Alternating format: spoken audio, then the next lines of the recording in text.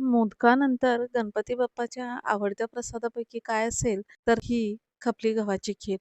तर गावी ज्या पद्धतीने आम्ही बनवतो, माझी आई ज्या पद्धतीने बनवते, त्या पद्धतीनेच ही मी तुम्हाला बनवून दाखवणार आहे. अगदी ट्रेडिशनल मेथडने. तर यासाठी मी इथे हा सडलेला खपली गहू घेतलेला आहे. हा अर्धी वाटी खपली गहू घेतलेला आहे. तर यात मी चमच्याभर तेल लावून याला चांगलं असं चोळून घेतलेलं आहे. तर हा ऑलरेडी सडून ठेवलेला होता. तर तो कसा सडायचा याचे मी डिटेल्स तुम्हाला डिस्क्रिप्शनमध्ये देते.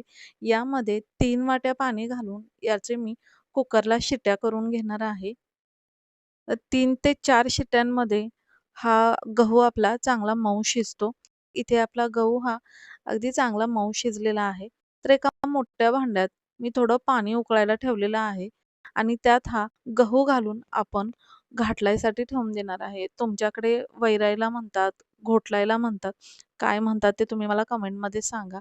यातच मी थोडेसे तांदूळ घातलेले आहेत, साधारण अर्धी वाटी. तर हे सगळं आपण एकीकडे छान उकळायला ठेवून द्यायचं आणि ही रवी वापरणार आहे. रवीने यासाठी एकसारखं हलवत राहायचं, की हे तळाला खाली लागत नाही.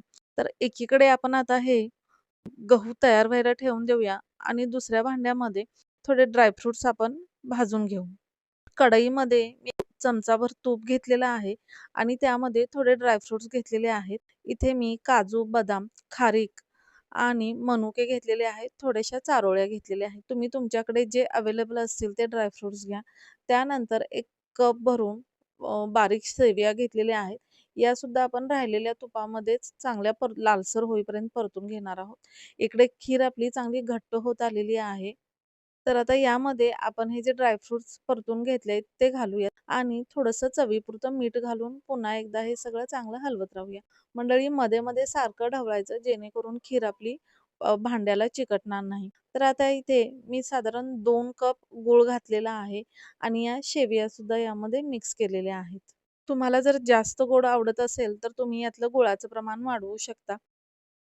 वरून टाकूयात थोडीशी खसखस, सुंठपूड आणि वेलची. आता हे सगळं घालून हे आपण चांगला गूळ वितळेपर्यंत चांगला मिक्स करून घेऊया. थोडीशी जायफळाची पूड देखील मी घातलेली आहे. बनवताना थोडीशी अशी पातळसरच बनवायची, कारण थंड झाली की ही पुन्हा अगदी घट्ट होते. तर बघा इथे आपली मस्त अशी खीर तयार झालेली आहे. इथे गॅस बंद करून आपण ही खीर आता सर्व्ह करणार आहोत. सर्व्ह करताना काय करायचं, याच्यावर अगदी थोडंसं तूप टाकायचं आणि वरून दूध घालायचं आणि मस्तपैकी एन्जॉय करायची. तर व्हिडिओ कसा वाटला तुम्हाला मला कमेंटमध्ये नक्की सांगा आणि रेसिपी आवडली असेल तर लाईक, शेअर आणि सबस्क्राईब करायला विसरू नका. धन्यवाद.